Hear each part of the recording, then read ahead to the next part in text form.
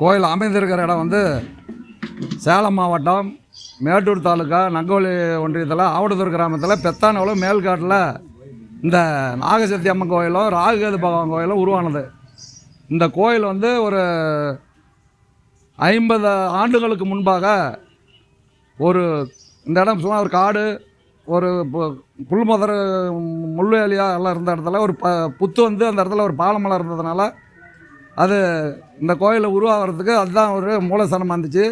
அதை நாங்கள்லாம் ஒரு 4-5 குடும்பம் ஒரு 20 பேர் சேர்ந்து அதை வழிபடுறதுக்கு ஏற்பாடு பண்ணி அதை கருநாளுக்கு இன்றைக்கி மட்டும் அதுக்கு பொங்கல் வச்சு கிடா வெட்டிக்கிட்டு இருந்தோம். அப்புறம் அது அப்படியே கோபுரமாக மாறி கல் சிலை நாகசக்தி அம்மன் சிலைன்னு வச்சோம். அப்புறம் ராகுகேது சிலையும் 2 வச்சு இப்போ வந்து வருஷத்தில் தை மாதம் விநாயகர் சதுர்த்தி அன்னைக்கு விநாயகர் வழிபாடு, காப்பு கட்டு அன்னைக்கு சாமி வந்து சத்தாபரணம்.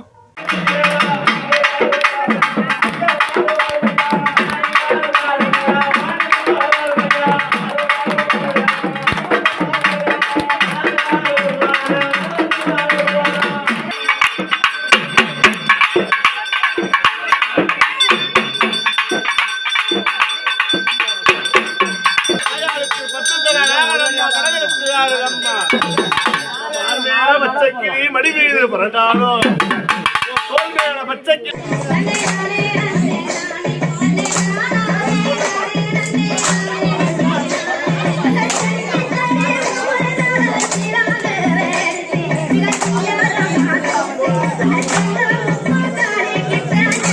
அடுத்தது விநாயகருக்கு அடுத்த நாள் பூசை. இன்றைக்கி வந்து தைப்பொங்கல். இன்றைக்கி நாகசக்தி அம்மனுக்கு வந்து பூர்வீகமாக இருக்கிற கீழே பெரியநாகர் கோவிலுக்கு போய் இங்கேருந்து சத்தி அழைச்சிட்டு போய் அக்னி கரை எடுக்கிறது, அளவு குத்துறது எல்லாம் 12 நாள் விரதம் இருந்து எல்லாம் சுற்று வட்டார மக்கள் 1000-2000 சனங்க மக்கள் வந்து இந்த விழாவில் கலந்துக்கிட்டு புகுமிதி விழா மிதிச்சு எல்லாத்துக்கும் அன்னதானம். இந்த அன்னதானங்கிறது வந்து நாங்கள் வேறு எந்த நிகழ்ச்சி நையாணி மலம் இருக்கா டான்ஸை கூத்தாது விடுறது கிடையாது. வர்ற ஜனங்களுக்கு அன்னதானம். அதே மாதிரி பௌர்ணமிட்டு கேட்டால் சாப்பாடு அன்னதானம்.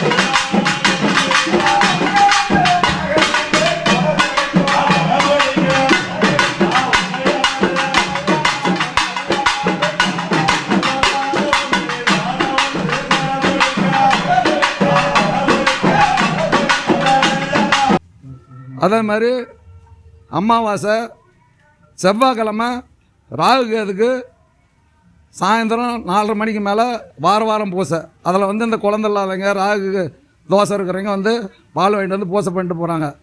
இதில் வந்து இது ஒன்றும் ஊர் 12பட்டி கிராமத்து கோவிலில் எல்லாம் வெளிஜனங்க வெளியூருக்காரெலாம் வந்து வேண்டுதல் வச்சுட்டு போய் இந்த சாமி வந்து இது நலெல்லாம் வந்து விரும்பி இந்த விழாவை நடத்திக்கிட்டு இருக்கிறோம்.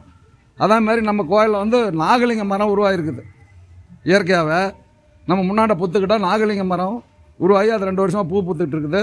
அது ஒரு அதிசயமாக மக்கள் வந்து இதை சாமி கும்பிட்டு நாகலிங்க மரம் புத்துல கும்பிட்டு போகிறாங்க. அவங்க வேண்டுதலை நிறைவேறிச்சுன்னா வந்து வேண்டுதலை செலுத்துகிறாங்க. அதே மாதிரி நாளைக்கு கருநாளைக்கு காலையிலேருந்து சாயந்தரம் வரைக்கும் கிடா வெட்டுறவங்க, கோழி இருக்கிறவங்க நாகருக்கு வந்து கிடா வெட்டிட்டு போவாங்க. அதனால் விநாயகருக்கு பட்டி பொங்கல் இன்றைக்கி நாகசக்தி அம்மனுக்கு இன்றைக்கி நாளைக்கு வந்து நாகருக்கு கிடா வெட்டு காவு பூசை நடந்துகிட்டு இருக்குது.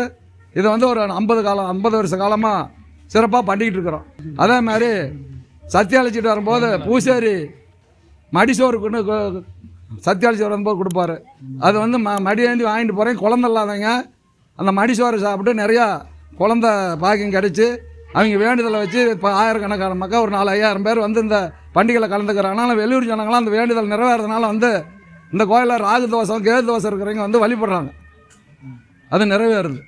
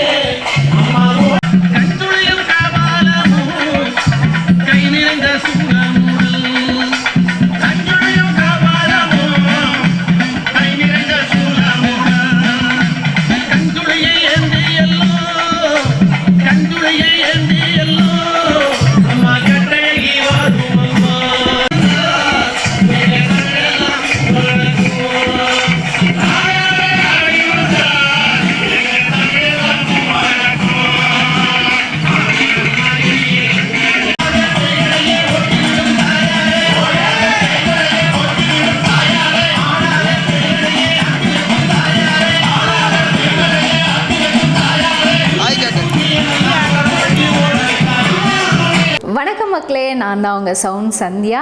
நல்ல கண்டென்ட் வந்து மக்களுக்காக கொடுத்துட்ருக்காங்க. எல்லா துறைகள்ல இருந்தும் இந்த அற்புதமான ஒரு தேவையான கண்டென்ட் கொடுத்துட்ருக்காங்க. மறக்காமல் யூடியூப் சேனலை சப்ஸ்கிரைப் பண்ணுங்கள், கமெண்ட் பண்ணுங்கள், ஷேர் பண்ணுங்கள் அண்ட் மறக்காமல் லைக் பட்டனை ப்ரெஸ் பண்ணுங்கள். தேங்க்யூ.